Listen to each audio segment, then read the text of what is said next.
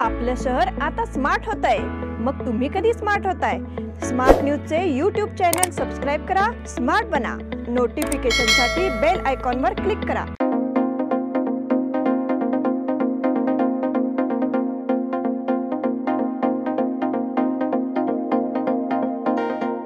नमस्कार, मी श्वेता अंकले. स्मार्ट न्यूजच्या आजच्या बुलेटिन मध्ये आपल्या सगळ्यांचं स्वागत करते. आता एक नजर टाकूयात आजच्या ठळक घडामोडींवर. राजकीय पक्षांचे लक्ष दक्षिणेतील राज्यांकडे लागले. मध्य प्रदेशमध्ये काँग्रेसला मोठा झटका. विविध ठिकाणी महाप्रसादाने महाशिवरात्रीची सांगता. दुष्काळ समस्या निवारणात राज्य सरकार अपयशी. आमदार अभय पाटील यांच्याकडून टिळकवाडीतील समस्यांचा आढावा. स्मार्ट बाजारतर्फे कर्मचाऱ्यांसाठी महिला दिन साजरा. समर्थनगर येथे महाशिवरात्री सोहळा संपन्न. महाशिवरात्री निमित्त जायंट्स ग्रुप तर्फे खिचडीचे वाटप. हत्तीच्या संचारामुळे शेतीच्या कामांवर परिणाम. ताराराणी महाविद्यालय खानापूर यांचा महिला दिनी अनोखा उपक्रम. नमस्कार, मी अभिनेता आशुतोष कुलकर्णी. मला तुम्हा सगळ्या बेळगावकरांना हे कळवण्यात अतिशय आनंद होतोय की rotary club of Belgaum south संचलित आणि rotary club of Belgaum south foundation आयोजित एक अतिशय मनोरंजक आणि माहितीपूर्ण महानाट्य आपल्या समोर सादर केलं जाणार आहे. बेळगावमध्ये मालिनी सिटी इथे शनिवार आणि रविवार 9 मार्च आणि 10 मार्चला संध्याकाळी 6 वाजता. या महानाट्याचं नाव आहे अयोध्या. आताच राम मंदिर स्थापन झालंय आणि त्यामागचा इतिहास संघर्ष जवळपास 500 वर्षांचा हा आपल्याला माहिती आहे. याबद्दलच अतिशय अभ्यास करून आपल्यासमोर एक महानाट्य हे सादर केलं जाणार आहे. नाट्य, नृत्य, संगीत, ग्राफिक्स या माध्यमातून फक्त मनोरंजनच नाही तर खूप छान माहिती आणि इतिहास आपल्या सगळ्यांसमोर उलगडणार आहे. या नाटकाच्या प्रवेशिकातून जो निधी सगळा गोळा होईल त्यातून एक विधायक काम केलं जाणार आहे आणि ते म्हणजे एक रक्तपेढी उभारली जाणार आहे बेळगावात. माझा सगळ्यांना आग्रह आहे आणि विनंती की या नाटकाला नक्की जा, प्रवेशिका घ्या, मनोरंजन सुद्धा तुमचं होईल आणि त्याचबरोबर एका विधायक कामामध्ये, सामाजिक कामामध्ये सहभागी पण तुम्हाला होता येईल. या नाटकाच्या प्रवेशिका विविध स्थळांवर आणि ऑनलाईन अवेलेबल आहेत. लक्षात ठेवा, 9 आणि 10 मार्च शनिवार रविवार मालिनी सिटी 6 वाजता महानाट्य. त्याचं नाव आहे अयोध्या. नक्की या.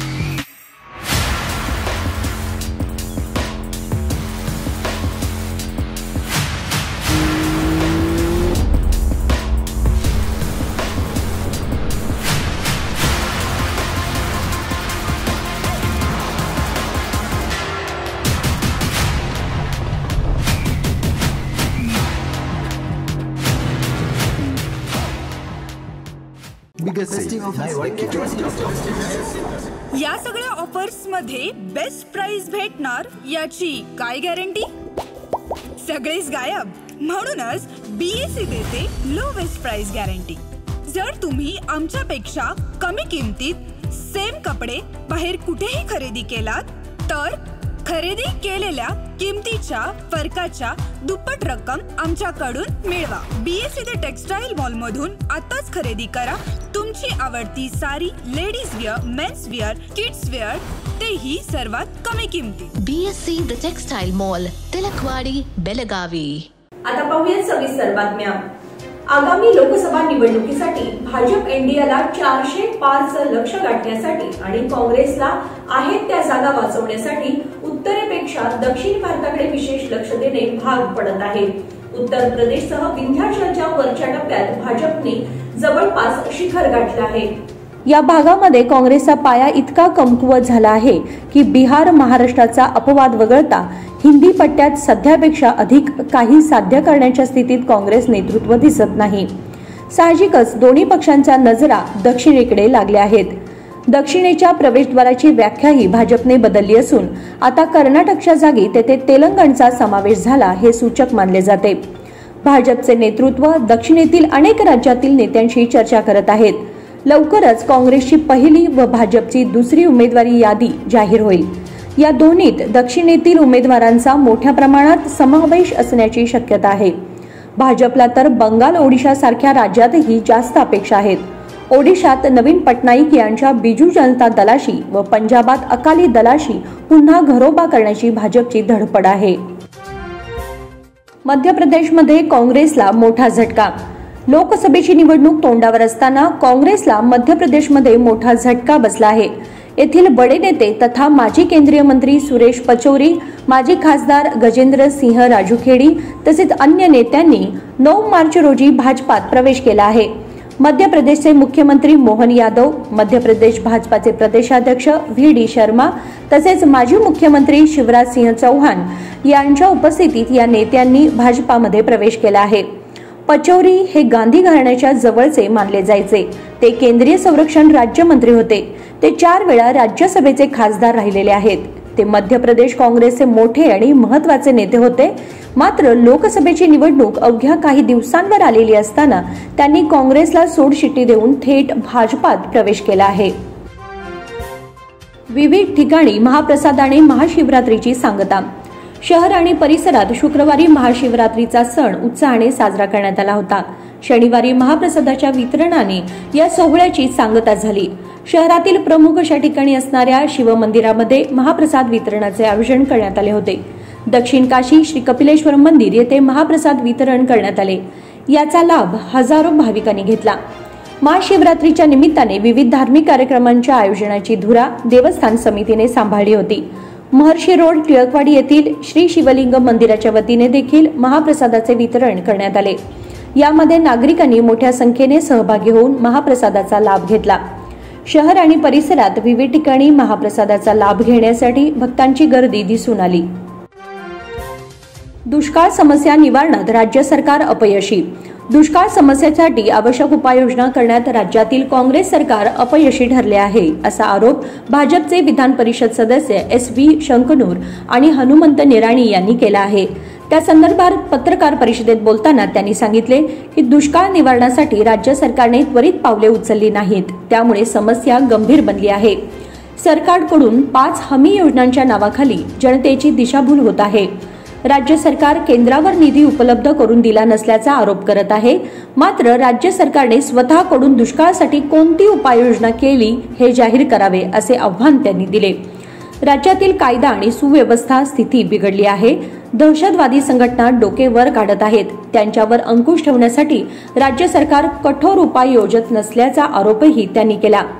या पत्रकार परिषदेच्या वेळी भाजपचे जिल्हाध्यक्ष सुभाष पाटील, शहर अध्यक्ष गीता सुतार आणि राज्य उपाध्यक्ष माजी आमदार अनिल बेनके उपस्थित होते.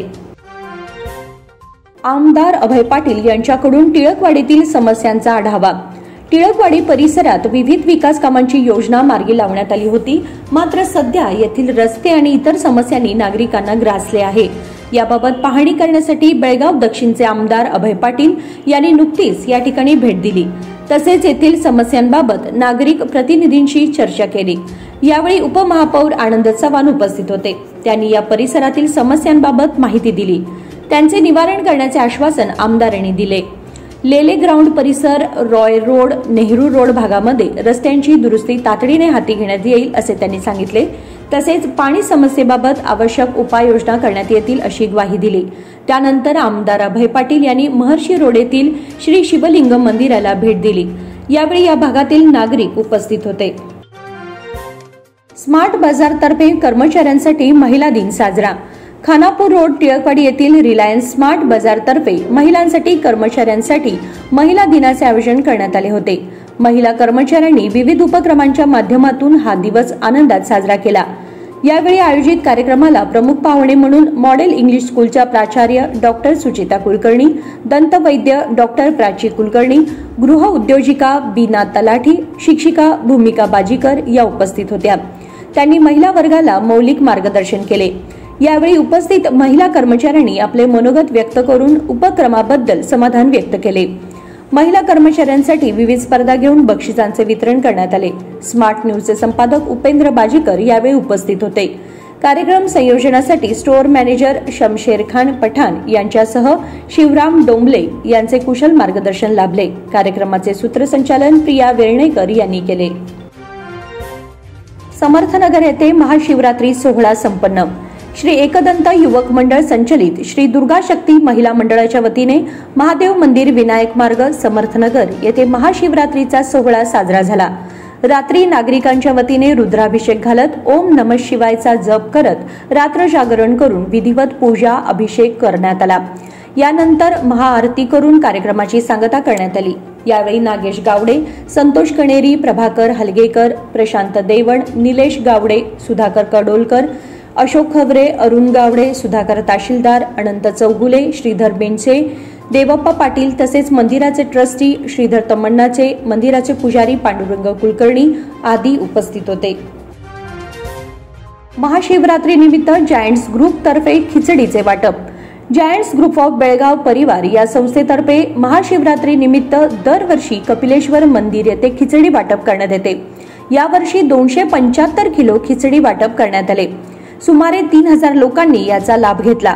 खिचडी वाटप करतेवेळी अध्यक्ष विजय खोत, शेखर जानवेकर, सचिन केळवेकर, विनोद खोत, प्रवीण त्रिवेदी, सचिन साखरे, माजी फेडरेशन अध्यक्ष राजू मालवदे, कपिलेश्वर मंदिर ट्रस्टी आणि परिवारचे सदस्य उपस्थित होते. या कार्यक्रमासाठी कामाक्षी ज्वेलर्स, सुनील कलबुर्गी, संजय जाधव, दिनेश कदम, नितीन पै, प्रमोद कुकडोळकर, संदीप रायकर, व्यंकटेश सरनोबत, शेखर जानवेकर, दीपक बांदिवडेकर या सर्व देणगीदारांनी मदत केली. हत्तीच्या संचारामुळे शेतीच्या कामांवर परिणाम. हत्तीमुळे बेकिनकेरेसह परिसरातील ग्रामस्थांमध्ये भीतीचे वातावरण निर्माण झाले आहे. तर हत्तीचा वावर याच परिसरात असल्यामुळे वन खात्याच्या कर्मचाऱ्यांची डोकेदुखी वाढली आहे. या हत्तीने गेल्या 2 दिवसांपासून अतिवाडमधील शिवारात आपला संचार सुरू ठेवला आहे. याच रोडवरील ज्ञानेश्वर नगरच्या परसातून तो हत्ती फिरत होता. यावेळी रात्री 12 वाजता ग्रामस्थांकडून फटाके फोडून व विविध आवाज काढून हत्तीला जंगलाच्या दिशेने हाकण्यात आले. यावेळी वन खात्याचे अधिकारी व कर्मचारी रात्री 1 वाजताही सेवा बजावत होते. यावेळी शेतकऱ्यांना त्यांनी हत्तीविषयी मार्गदर्शनही केले. दरम्यान आज हत्ती कौलगे व बेकिनकेरेच्या जंगली भागात वास्तव्यास असल्याची माहिती मिळाली आहे. सध्या शेतकऱ्यांना काजूच्या बागांची स्वच्छता करण्यासह शेतीत काम करण्याची भीती वाटू लागली आहे. तारा राणी महाविद्यालय खानापूर यांचा महिला दिनी अनोखा उपक्रम. खानापूर येथील तारा राणी पदवीपूर्व महाविद्यालयातील महिला प्राध्यापक वर्गाने महिला दिनी अनोखा उपक्रम राबवला. पुढाकार घेऊन प्राचार्य अरविंद पाटील यांच्या मार्गदर्शनाखाली खानापूर परिसरातील उपेक्षित महिला वर्गाला सॅनिटरी पॅडचे मोफत वितरण करण्यात आले. या उपक्रमात प्राध्यापिका सौ मनीषा बोकडे, प्राध्यापिका श्रीमती मंगल पाटील देसाई, प्राध्यापिका सौ जयश्री मेरबा शिवटकर, प्राध्यापक IC सावंत, लेखनिक श्रीमती चित्रा अर्जुन वाडकर, संगणक प्रमुख सौ सीमा पाटील सावंतसह सर्व कर्मचारी व प्राध्यापक सहभागी होते. शिक्षण संस्थेच्या अध्यक्षा राजश्री नागराजू हलगेकर यांच्या पुढाकाराने हा उपक्रम यशस्वी झाला. बातमीपत्रामध्ये वेळ झाली एक छोट्याशा विरामाची. पुढे जाऊ नका, पाहत राहा स्मार्ट न्यूज.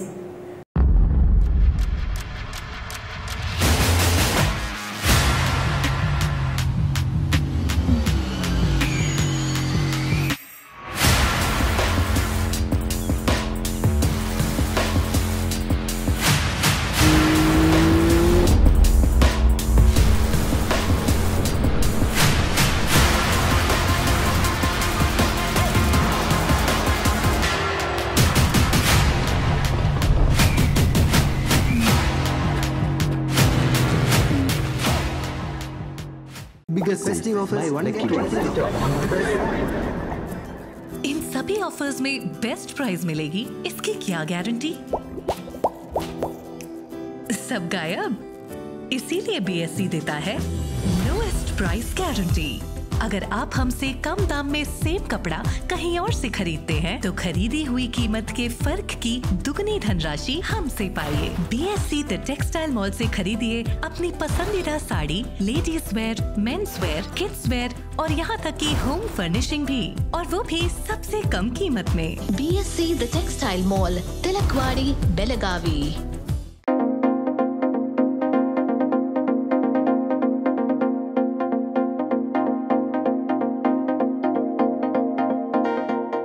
विरामानंतर तुम्हा सगळ्यांचं पुन्हा एकदा स्वागत। पाहूया पुढची बातमी।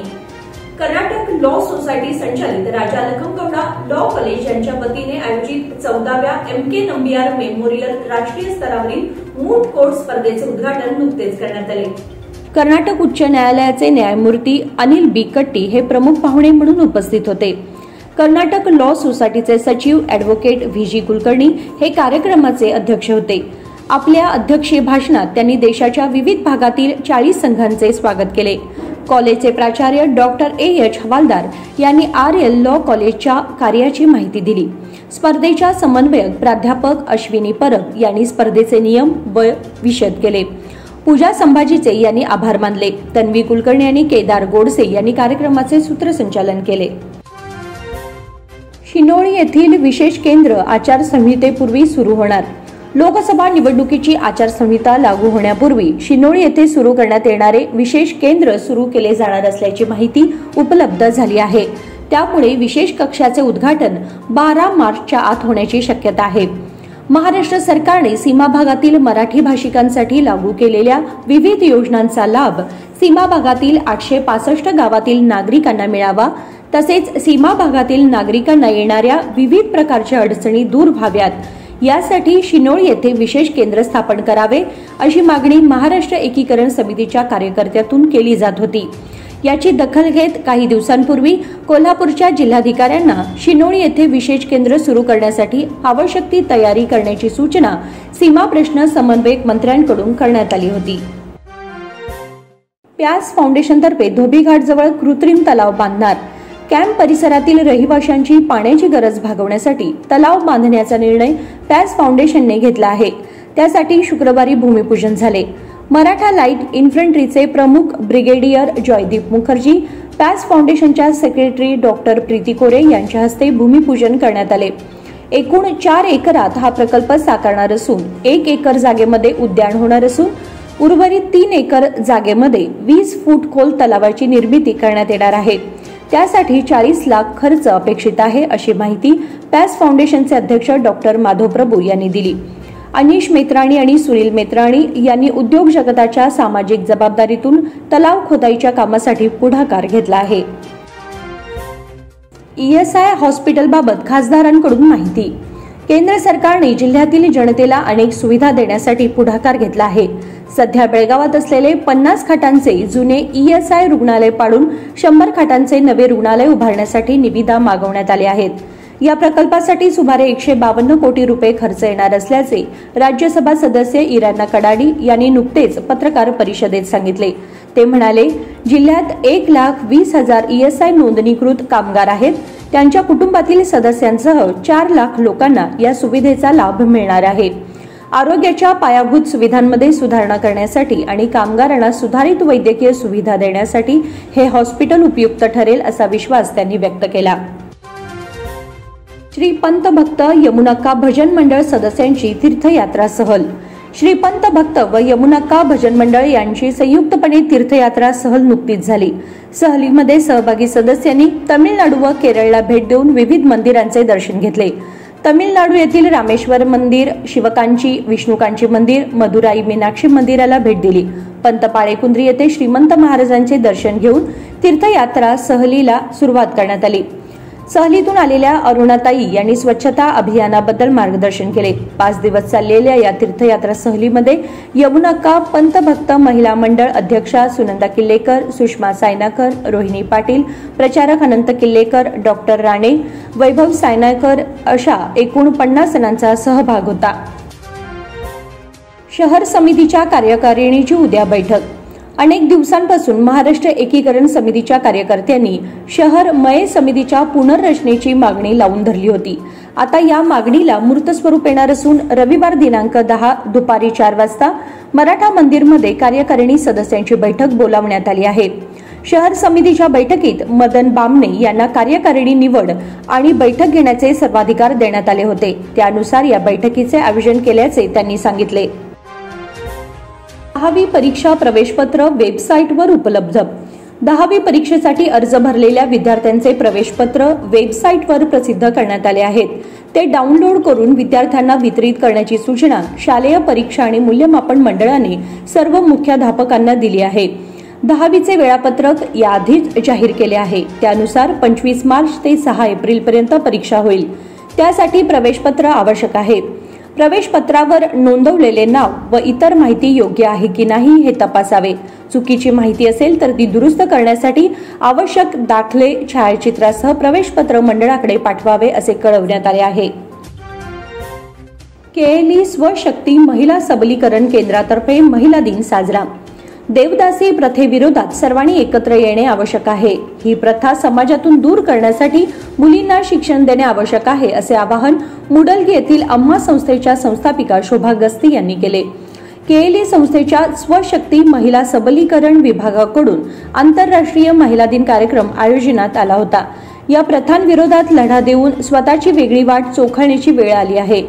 पंख इंडिया फाउंडेशनच्या सीईओ गौरी मांजरेकर यांनी देखील विचार मांडले. कार्यक्रमाला स्त्री शक्ती संघाच्या उपाध्यक्षा डॉक्टर आशा काळे, डॉक्टर आरती म्हैसाळे, डॉक्टर हरप्रीत कौर आदी उपस्थित होत्या. पंचायतन मंदिरात विविध धार्मिक कार्यक्रम. महाशिवरात्री निमित्त अध्यापक कुटुंबियांच्या प्राचीन शिवपंचायतन मंदिरात विविध धार्मिक कार्यक्रमांचे आयोजन करण्यात आले होते. सकाळी नामस्मरणात अनेक भक्त सहभागी झाले होते.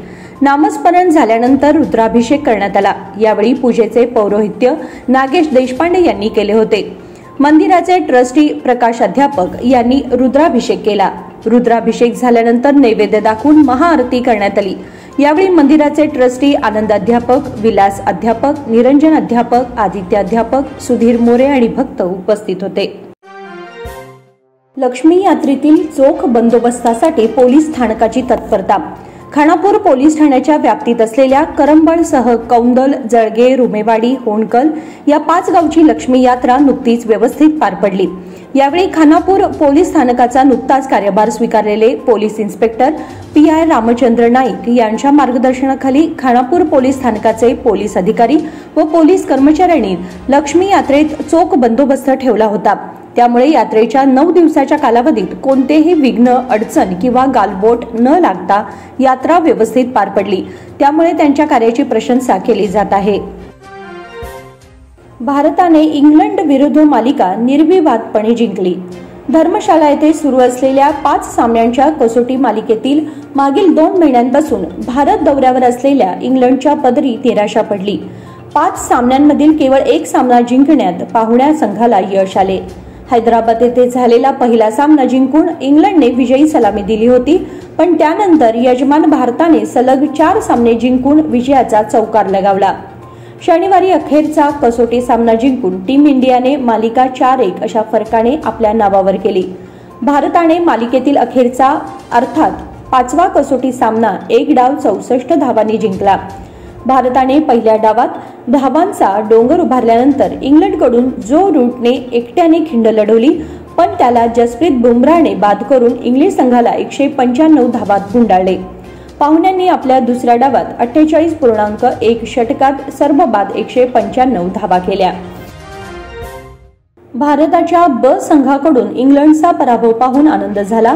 ऑस्ट्रेलियाच्या माजी कर्णधाराचं मोठं विधान. भारत आणि इंग्लंड यांच्यात धरमशाला येथे 5 सामन्यांच्या कसोटी मालिकेतील 5वा आणि शेवटचा सामना खेळला जात आहे. भारतीय संघ मालिकेत आधीच 3-1 ने विजय आघाडीवर आहे. अशा परिस्थितीत हा सामना जिंकून टीम इंडिया वर्ल्ड टेस्ट चॅम्पियनशिपमधील आपले स्थान मजबूत करण्यासाठी मैदानात उतरली आहे. आता भारताच्या मालिका विजयावर प्रतिक्रिया देताना ऑस्ट्रेलियाच्या माजी कर्णधाराने भारताचे कौतुक करताना इंग्लंडला चिमटा काढला आहे. त्याचबरोबर माजी कर्णधार टिम पेनने भारताच्या युवा खेळाडूंचे कौतुक केले आहे. अश्विन सोबत संसार करणे सोपे नव्हते, प्रीती नारायणन. इंग्लंड विरुद्धच्या मालिकेतील शेवटचा कसोटी सामना हा रविचंद्रन अश्विनच्या कारकिर्दीतला 100वा सामना ठरला. या सामन्याला सुरुवात होण्याआधी बीसीसीआय कडून त्याचा सत्कार करण्यात आला. यावेळी त्याचे कुटुंबीय देखील उपस्थित होते. या सोहळ्यानंतर माध्यमांशी बोलताना अश्विनची पत्नी प्रीतीने त्यांच्या लग्नावेळीचा एक किस्सा सांगितला. ती म्हणाली, आम्ही दोघांनी कधी डेटिंग वगैरे केले नाही, तसेच लग्नानंतरचे आयुष्य कसे असेल हे देखील अश्विनने मला अजिबात सांगितले नव्हते. लग्न झाल्यानंतर आम्ही थेट वेस्ट इंडिज दौऱ्यासाठी संघासोबत रवाना झालो. आमच्या लग्नात देखील खूप प्रसिद्धी मिळाली होती. हे सगळे माझ्यासाठी नवीन होते, पण नंतर मी याला सरावले. खरे सांगायचे तर लोकांना दुरून सगळे सोपे वाटते, पण एका क्रिकेटर सोबत आयुष्य घालवायचे असेल तर तुम्हाला खूप तडजोडी कराव्या लागतात. अत्युच्च स्तरावर तुम्हाला यश मिळवायचे असेल तर या तडजोडी कधी कधी आनंददायी ठरतात. सध्या सोशल मीडियावर अश्विनच्या पत्नीची ही मुलाखत व्हायरल झाली आहे. आणि याचबरोबर स्मार्ट न्यूजचे आजचे बुलेटिन इथे संपते. धन्यवाद.